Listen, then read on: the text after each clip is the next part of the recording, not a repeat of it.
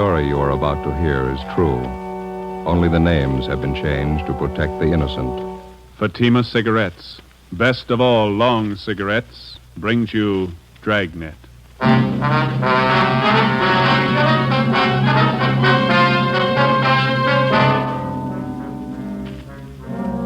You're a detective sergeant. You're assigned a forgery detail. An accomplished check forger is at work in your city. His victims, small businessmen. You know his M.O., you don't know his identity. Your job, get him. If you want a long cigarette, smoke the best of all long cigarettes. Smoke extra mild Fatima. Yes, Fatima is the king-size cigarette which contains the finest Turkish and domestic tobaccos superbly blended to make it extra mild, to give Fatima a much different, much better flavor and aroma than any other long cigarette. That's why Fatima has more than doubled its smokers coast to coast. Enjoy extra mild Fatima yourself. Best of all, long cigarettes. It's wise to smoke extra mild Fatima. It's wise to smoke extra mild Fatima.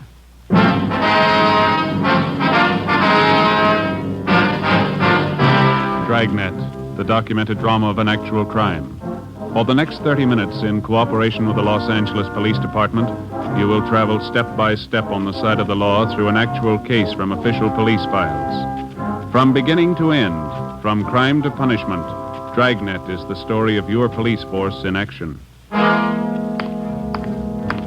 It was Monday, February 4th. It was cold in Los Angeles. We were working the day watch out of forgery detail. My partner's Ben Romero. The boss is Captain Elliott. My name's Friday. I was on the way home from the office, and it was 8:25 p.m. when I got to Collis Avenue. Number 4656. Joseph, is that you? Yeah, Ma. We're in the living room. We have company. Oh, that's so? Hello, Joe. Well. You remember Mary Fowler, don't you, Joseph? I sure do. How are you, Miss Fowler? Just fine, Joe, thank you. Doing some shopping out this way and thought I'd stop by and have a cup of tea with your mother. Well, it's good to see you. How are things in the old neighborhood, huh? Oh, pretty much the same. Oh, Miss Daly, remember her? Mm-hmm. Finally died. Oh. I suppose it was for the best, though. I was just telling your mother, Jim and Louise Watson finally moved. Jim got a new job out by Altadena. Oh, is that so? Yeah. My, you certainly looking fine, Joe. Don't you wear your police uniform anymore? Oh, my, no, Mary. Joseph's in the detective bureau now. Hasn't worn his uniform for years. Oh, that's right. I remember now. That note you sent with your Christmas card year before last. What do you do now, Joe? Forgery detail. My partner and I handle bum check cases. My, that certainly must be interesting. Have you had your dinner, Joseph? Yes, ma'am. I stopped at a place out in Santa Monica and had something. Yes, well, Mary brought me some nice coffee cakes. Pineapple filling. Wouldn't you like one with a cup of coffee, Joseph? No, I don't know, Ma. Well, you sit down in your chair there and rest yourself. You always look so tired. You have no idea how hard they work, those young fellas, Mary. You remember Genevieve, don't you, Joe? My oldest girl? Oh, yeah, sure. How is she? Oh, just fine. Lots of boyfriends as usual. Going out all the time. Oh, that's good. She asked to be remembered to you. I think you and Jen were stuck on each other at one time, weren't you, Joe? Oh, we went to a couple of dances in high school. Well, I think she started going steady with another fella, didn't she? Young girls. You never know when they're well off. Here's your coffee, Joseph. I've set it here on the end table. Thanks. I don't think I can use it, Ma. It's delicious coffee cake. You smell how fresh it is. Yeah, it's nice. Oh, my, 8:45. I should have left half an hour ago. Oh, you have to go, Mary? Seems our visits are always so short. Well, I got a lot of ironing to do, and I have to make Carl's lunch. He's always so fussy about his lunches. Yes, well, I'll get your coat. Well, it's nice seeing you again, Joe. Do you want to be remembered to Genevieve? Yeah, tell her hello, will you, Miss Fowler? If you're over our way, be sure and drop in and see us, won't you? Genevieve's home at the office by 6. She often says she'd like to see you again. Coat, Mary. Oh, thanks. Good night, Joe. You be sure and come and see us now. Jen will be looking forward to it. Okay, Miss Fowler. Good night. Yeah, well, I'll show you to the door, Mary. You remember stolen neighbors, won't you? All right, dear. I wouldn't you take care of yourself now. Good night. Good night, Mary. Nice person, Mary. She's having a hard time trying to find a husband for Genevieve. Yeah. Hey, Ma, I'm not very hungry. I can't eat now. Oh? shame to waste. That's a lovely coffee cake. Ben and you still in the same case? Yeah, same one. It seems to me it's taking an awfully long time. Well, we've been on it 2 months, yeah. I'll never understand it. Why people write bad checks. Always get caught. Well, it's easy living while it lasts. Now, you know what the man's handwriting is like. Don't you know who the man is? Well, we think so, Ma. We're not sure. There's hundreds of checkmen who work almost alike. Some of them even look alike. There's always a big enough field to pick from. Our problem's picking the right one. Now, I don't know much about it, but the whole thing seems kind of silly to me. Well, how's that? What's this man supposed to be doing? Going around your small neighborhood stores, cashing $15, $20 checks? If he got himself a job, he could probably earn that much in one day doing good, honest work. Yeah. Say, Ben didn't call before I got home, did he? Wasn't he with you? Oh, he was going to interview one of the bum check victims on his way home, a grocery store owner down in Highland Park. It might be him now. Oh, now, don't hang on that phone, Joseph. Your coffee gets cold. Yeah. Friday talking. This is Ben, Joe. Got a partial identification from that grocer's. Nothing great. Which mugshot did he like? Stanley Bubeck. Grocer thinks it might have been the guy who pushed the check. He can't be sure. 33 bum checks passed. Same M.O. Not one positive identification. Something's phony, isn't it? It's got me stuffed. We know the endorsements on every one of those checks was written by the same guy. Used practically the same story on every one of his victims. Yeah. Those 33 people are either blind or they're kidding us. Well, there's only one other answer. Huh? We're looking for the wrong man. For 2 months and 2 days in different shopping districts throughout the city, a man described as well-dressed and middle-aged had been passing worthless checks on independent neighborhood businessmen. Most of the victims were proprietors of small shops, meat markets, liquor stores, grocery stores. In none of the cases was the check written for more than $25. With the help of the Stats Office and our Record Bureau, we'd gone through the list of experienced checkmen until we found one man whose description and M.O. matched perfectly with that of the suspect. The man's name was Stanley Bubeck. We can't locate him, Captain. Another thing, we can't get a positive identification from any of the victims. And find a suspect they can identify. You've been tracking the guy for 2 months. What's the big mystery? Well, we tabbed the man as Stanley Bubeck, and his record and his M.O., his description, they all tie in perfectly. Now we're not sure it's him. What do you mean? Well, if it is Bubeck, it's almost a sure thing that one of the victims could have made him on one of his mug shots. None of them can make up their minds. Look, maybe one of you two'd like to be captain of forgery for a day, sit in this office and listen to complaints come in over that phone about this guy, the front office, neighborhood businessmen's clubs, retail merchants. They tell me they're troublesome and passing them on to you. Now, whoever this paper hanger is, we want him fast. Lousy little $20 checks. We'd probably have a lot better target if he tried something bigger. And don't think he and 100 other checkmen like him don't know that. You won't find him stealing company paychecks and flooding the town with paper. They take it from the little guy, and they take it in small amounts, but add up those small amounts at the end of the year, and they'll scare you. Yeah, that's the rotten part about it. None of those victims can afford a bad check. That grocer Donnelly stands on his feet all day to net a profit of $10, $15. He gets tagged with one bad check, and he's working for nothing. We got bulletins out on the suspect to all the small businessmen in town. They've all been alerted. Excuse me. Captain Elliott. Yeah, okay, Don, right away. Don Myers. He went over the handwriting of those last 3 checks. Wants to see you. Okay. How about that special bulletin you got out to the prisons on Stanley Bubeck? Any replies? Nothing yet, Skipper. All right, stay on it. Right, let's go, Ben. It's a sour deal. I'd give a right arm for a line on this guy. Yeah. Well, it'd move a lot faster if somebody'd help us follow those checks closer. The way it's running now, we hear about the paper 2 weeks after it's been cashed. The Bubeck thing isn't helping much. No use trying another line if we get it settled. Hi, Don. Oh, hi. Just finished up on those last 3 checks that came in. You want to give them a look? How do they shape up? Well, you can see for yourself. Right here. Yeah? Here are the 3 I just went over. Mm-hmm. And here are half a dozen bad ones for cash last month. Now, the endorsements on this half dozen match perfectly. And those other 3? Well, I'd say they were endorsed by the same person. Now, look here. You can notice the capital letters. Now, he still handles them the same way. Disconnected from the other letters in the first name. See? Yeah. But he connects the capitals in the last name. See? Mm-hmm. Not very bright. Yeah. Not much doubt in my mind. All the other handwriting factors tie in. The form, skill, shading. They all match up. The movement, the terminals, they're all the same for my money. Yeah, here, the way he writes the lowercase letters. Yeah, that cinches it for me. How's that done? Well, here. The inclination of the terminal stroke on the S. See it?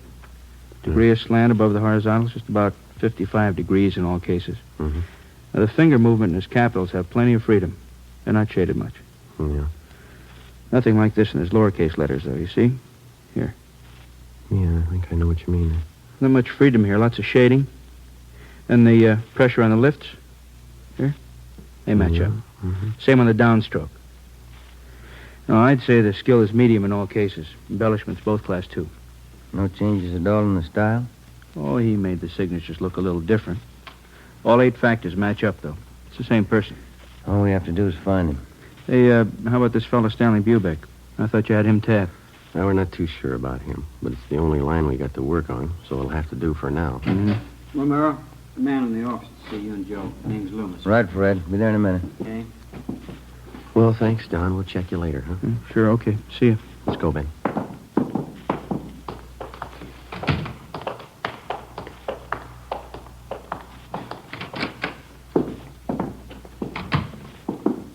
How do you do? You Mr. Loomis? Yes, sir. Sergeant Romero? No, this is Sergeant Romero here. My name's Friday. Oh, How are how you? do you do? What can we do for you? It's about these checks, Sergeant. These right here. Well? You see, I run a delicatessen out on Sunset, and a few days ago, a new customer came in for a few things and paid for them with these checks. He came in twice. Yeah, go ahead. Well, I got the checks back today. They're no good. I tried to look up the man at the address he gave, but there's no such address. Mm-hmm. You can see, one's for $15, the other one's for $20. Yeah. Reason I asked for you, men, is because I know the man who runs the drugstore across the street, George Holmquist. He had some bad checks about a month ago. He said you took care of them. Oh, yeah, I remember. Do you recall the man who passed these checks, Mr. Loomis? Yes, I think I do. He told me he was new in the neighborhood and he was looking for a place to trade. Well, I guess we're all anxious for new business. I took the checks. You got those mug shots there, Ben? Well, yeah. Here we are. Thank you. How about these men, Mr. Loomis? Any of them look anything like the person who passed the checks on you? No. Let's see. This one, yes, it does look like the man in a way.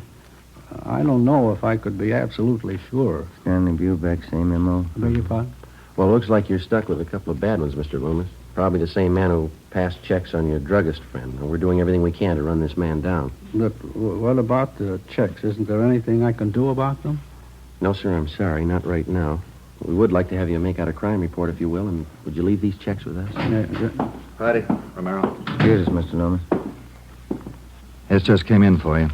Reply from Salt Lake City, Utah on that bulletin you sent out on Stanley Bubeck. Yeah. He's been in jail for 5 months. We sent a request to Salt Lake asking him to question Stanley Bubeck if he knew of any forger who matched his description or used his M.O. Bubeck could tell us nothing. Wednesday, February 6th. We threw away the results of 2 months of investigation. We went back and started from the beginning. Despite all precautions and warnings, the checks kept coming in at the rate of half a dozen a week. The same M.O. was used. The same handwriting showed up in the signatures on the checks. Again, with the help of the staff and the statistician's office and the record bureau, we waded through hundreds of names of known checkmen and compiled a new list of 38 possible suspects. Each one fitted the general description of the forger. Each one, at some time in his forgery career, had used the same general method of operation. Well, after days of legwork, we finally boiled down the list of possibles to 3 names: George Roberts, James Young, and a Harry L. Johansson. We got out a flyer to all the small businessmen in the areas where the forger operated. Another week passed. The worthless checks kept showing up at the rate of 2 and 3 a day. On February 21st, Ben and I answered a call from a druggist in the Echo Park district. He bought some toothpaste and a carton of cigarettes, Sergeant. Asked me to cash a $20 check for him. Did you ever see the man before, sir? No, he gave me the same old story about being new in the neighborhood. That's when I remembered that police bulletin the department sent me. Mm-hmm. Do you still have that bulletin? No, I looked it over, and then I guess it got mislaid. I wonder if you'd mind taking a look at these pictures here. Not at all. These right here. Mm-hmm. Sure. This one right on top, that's the man. You sure? I am. It only happened a few hours ago. Do you know who he is? Harry L. Johansson, that's the name we have on him. It doesn't mean anything to me. He got real huffy when I wouldn't take his check. Stalked right out of the store. Very suspicious. Did you follow him? No, I told Ralph, my clerk, to follow him. Ralph, Yeah, Mr. Butler? you want to tell these officers about that man this morning? Well, I followed him down the street for a block and then turned the corner. That's where I lost him. It's too bad. Yeah, all I got was a license number.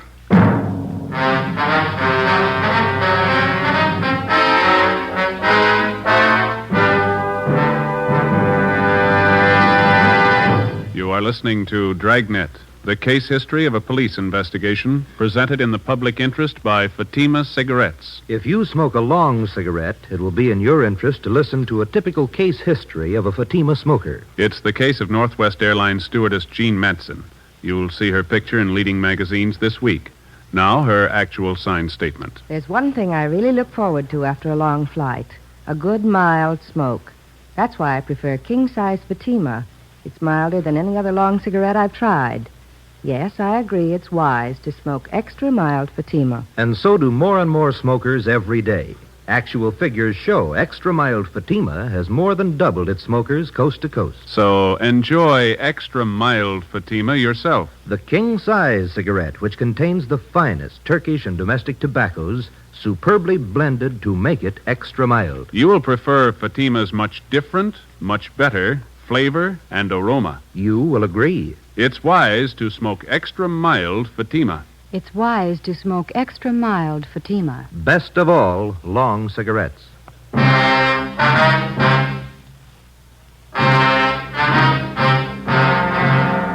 September 21st, Thursday, 3 p.m. We took the license number, which the drugstore clerk had given us. We went back to the office and checked it through DMV. We found the car was registered to a Russell Burroughs on Pico Boulevard. We checked him out. He told us that he had loaned his car the day before to a friend of his. He identified the friend as Harry L. Johansson and gave us his last known address, 614 Elderwood Avenue. We got out a broadcast on the car. The Elderwood Avenue address turned out to be a single-story wooden frame house in the southern part of the city on the edge of the industrial district. It needed a coat of paint. A woman in her elderly 30s answered the door and identified herself as Mrs. Johansson. She invited us into the living room. There was a baby playing on the floor. I don't expect my husband home for another 2 weeks, Sergeant. He's a cosmetic salesman. Travels all over the western states. When did he leave on this last trip, Mrs. Johansson? The first of the month. Why, is there anything wrong? What's the name of the cosmetics company that your husband works for? Harrington Universal. Offices are down on East Main. Mm-hmm. Do you know a friend of your husband's named Russell Burroughs? Yes, I do. He's kind of a friend of the family. Please, Sergeant, if there's anything wrong, I ought to know. We talked to Mr. Burroughs this afternoon. He told us your husband's in town. Burroughs loaned him his car. Harry? That's silly. He's still on the road. He'd certainly let me know if he was coming back early. You sure of that, ma'am? Would you excuse me a minute, Sergeant? I'll have to put the baby to bed. Certainly, ma'am. Come on, Bonnie. I'll be back in a minute. Kind of a funny setup, isn't it? How do you mean? Well, if Johansson's pushing bum checks, the money isn't going into his home here. Wife doesn't act like she knows anything. Seems cooperative. Afraid we're going to have to level with her if we're going to find out anything, huh? Mm-hmm. You sure got a cute little girl. I'm sorry, Sergeant. It's perfectly all right. Just a few more questions. Is it possible that your husband could be in town and you might not know it? I mean, could he be staying with a friend or some relatives? No, if Harry was in town, he'd come home. Why would he stay with anyone else? When did you last hear from your husband? Last week. He wrote from San Francisco. The letter's right there on the mantel. Oh, huh. Well, besides that letter, do you have any other samples of your husband's handwriting around the house? Well, I think so, yes. Where did you say you were from? Central Division, Forgery Detail. You investigate checks, bad checks. Yes, ma'am, that's right. And you know about my husband. His prison record, yes. Harry promised me he was through with all that. He gave me his word.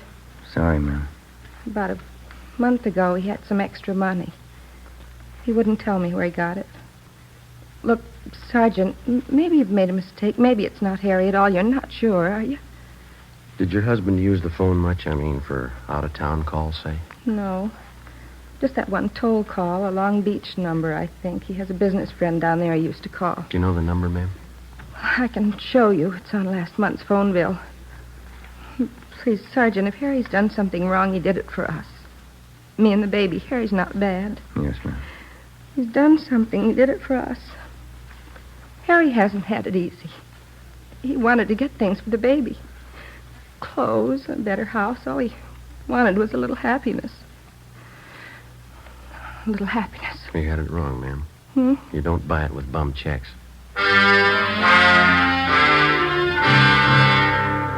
Before we left Mrs. Johansson, we called and had a stakeout placed on the house, and then we got a sample of her husband's handwriting and the Long Beach telephone number that he was in the habit of calling.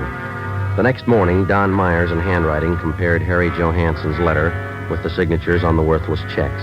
It matched. We called the Harrington Universal Cosmetics Company. They never heard of Harry Johansson. We called that Long Beach phone number. A woman answered and gave us the address where the telephone was installed. Turned out to be a swanky, modern apartment house. In apartment 18, we interviewed a good-looking brunette. She identified herself as Harry Johansson's common-law wife. She was well-dressed, and the apartment was richly furnished. What's it all about? What do you want, Harry? Police business. You know where he is? Well, what's he done? Do you know where he is? He drove into Hollywood this morning. Might be back tonight. I don't know for sure. Is this your apartment? Yeah. Mine and Harry's. You're sure that Johansson's not here now? Of course I'm sure. Why? Well, and you won't mind if we come in and look around, huh? I have a right to know what it's all about. Johansson's wanted for forgery. Now, if you want to get involved, you help him hide out. I'm not asking for that kind of trouble. Go ahead and look. Take the bedroom, will you, Ben? Right. Never mind, cop. Thanks for the help, honey. I don't want any part of your troubles, Harry. I didn't know a thing about it, officer. Ben? Yeah. You better come along, too, lady. Well, tell him, Harry. I don't know what it's about. What's the idea of getting me mixed up in this? How do you think I was paying for this place? Taking you out and buying us clothes for you. I don't want any part of it. 3-room apartment, a couple of dresses. That's all he ever got me. You got no complaints, lady. Huh? That's more than he bought his kids. 1 p.m. Friday. Ben and I took Harry Johansson to the county jail where he was booked for suspicion of forgery. We called Mrs. Johansson and notified her. She immediately contacted friends and relatives and raised enough money for a writ to have her husband released from jail. 3 days later, Johansson was arraigned and a date set for his preliminary hearing. After the arraignment, Ben and I took him back to the county jail for rebooking. I'd like to ask you a question, Johansson. Yeah? You got any money of your own left? Why don't you stick to your own business, copper? That family of yours is having a pretty rough time. Your wife borrowed every cent she could find to bail you out. Now, what's she going to live on? She got relatives. There's the elevator. Come on, Johansson.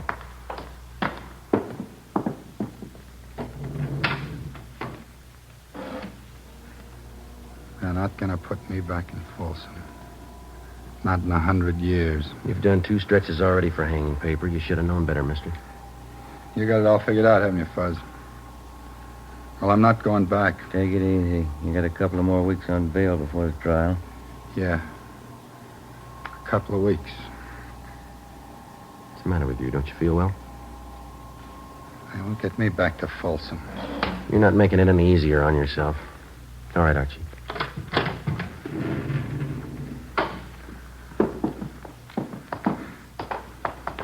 Don't you cops understand? I hate it. Every lousy bit of it. I'm not going back to Folsom. I'm not going back. Now, do you understand? It's a good idea, mister. You remember that when you get out. We booked Harry Johansson into county jail. His bail was continued, and he was released pending a trial. During the next week, along with the district attorney's office, Ben and I helped prepare the case against Johansson. 3 days before the trial opened, we had a phone call from Mrs. Johansson. She told us that her husband had disappeared. Well, there was nothing we could do until he actually failed to appear in Superior Court at the appointed time. On Monday, April 3rd, the case of the State versus Harry L. Johansson officially opened. The defendant failed to show. A bench warrant was immediately issued, and we got out a broadcast and an APB on the suspect. Stakeouts were placed in his house and at the apartment of his common-law wife. 2 days passed. No sign of him. Nothing, Joe. Bumley just checked it out. Yeah. How about those 2 ex-con pals of Johansson's? Did you check with them? Yeah, nothing there. I don't see how I can last out much longer. One suit of clothes, no money. You still got a checkbook. When did the skipper say he was coming back? On 7:30 tonight. 7:15 now. I'll get it. Forgery, Friday.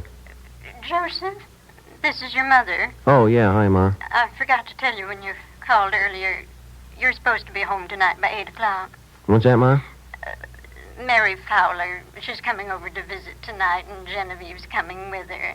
Yeah, well, look, will you try to explain to them that I'm working and I can't get away, huh? Well, all right, Joseph, I'll try. If I possibly can, I'll try to make it home by 10. Will that be all right? Well, all right, Joseph, I'll see what I can do. Genevieve's going to be disappointed. Yeah. If I'm later than that, don't wait up for me, huh? Yes, all right then. Bye, Ma. Yes. Bye, Joseph. Oh, hi, Skipper. The call just came in. Yeah? They found Johansson. Captain Elliott, Ben, and I drove out the highway to the Tahunga Wash. We turned off and headed into the Mount Gleason area. Captain Elliott directed us onto a dirt road. Halfway up one of the mountains, we spotted a group of cars pulled off on the shoulder of the road. We parked behind them, got out, and started over. Who found the car, Skipper? One of the people living back in the hills. Spotted it on his way home from work. Mm-hmm. Coroner got here in a hurry. Yeah. Hi, Dave. How you doing, Joe? Captain Elliott. How long's he been dead? Since last night, I figure. Come on over. Yeah. You talked to the man who found Johansson's body, Dave? Yeah, he didn't touch a thing. What'd you find? Powder burns on the temple, powder on the hands. Boys from homicide found the note. It's on the seat right next to him. Here it is, here. It's been checked. Yeah, thanks. All ties in, huh, Dave? Pretty tight, yeah. Gene Bechtel from homicide wants to talk to you, Captain. Okay, be right back, Joe. Right. Who do you address the note to, Joe? His wife? No, your girlfriend. Look what he wrote it on. Yeah, blank check.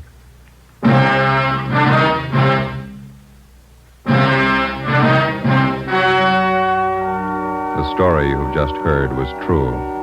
Only the names were changed to protect the innocent. On April 9th, an inquest was held in the coroner's office on the main floor of the Hall of Justice, Los Angeles, California. In a moment, the results of that inquest. And now, here is our star, Jack Webb. Thank you. The working detective comes in contact with many people in his daily tour of duty, people who are willing to cooperate and those who won't even try. It's a difficult task, but the police officer has been trained to try to please everybody to the best of his ability. So with a cigarette, the people who make Fatima try to please all long cigarette smokers. They carefully select and blend the finest Turkish and domestic tobaccos to make Fatima extra mild, the best of all long cigarettes. Now, if you're a long cigarette smoker like I am, smoke Fatima. Every pack is extra mild. Fatima.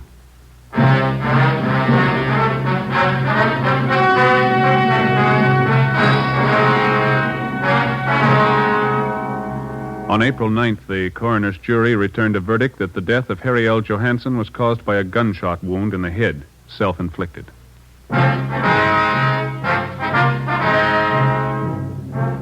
You have just heard Dragnet, a series of authentic cases from official files. Technical advice for Dragnet comes from the Office of Chief of Police W.H. Parker, Los Angeles Police Department. Fatima Cigarettes, the best of all long cigarettes, has brought you Dragnet from Los Angeles. Coming up, Duffy's Tavern. More good times on NBC.